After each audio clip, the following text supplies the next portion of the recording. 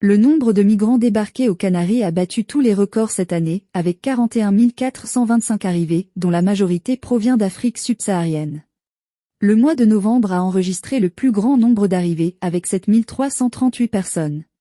Cette pression migratoire a mis les autorités espagnoles en alerte, notamment avec des centres d'accueil sur les îles proches de la saturation.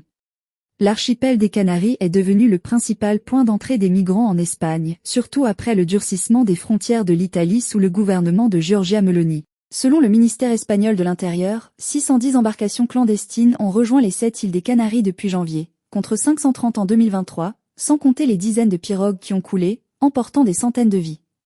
La situation des centres d'accueil dans les îles est désormais critique, un véritable casse-tête politique pour le gouvernement de Pedro Sánchez.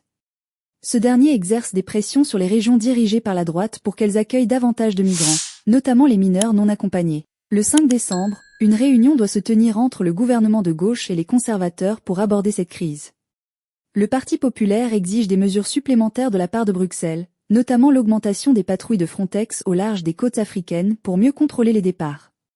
En parallèle, la droite accuse Sánchez de provoquer un appel aux frontières avec une nouvelle régularisation des sans-papiers. Selon les projections, près de 300 000 immigrés pourraient être régularisés chaque année pendant les 3 prochaines années pour combler les manques de main-d'œuvre dans certains secteurs de l'économie espagnole.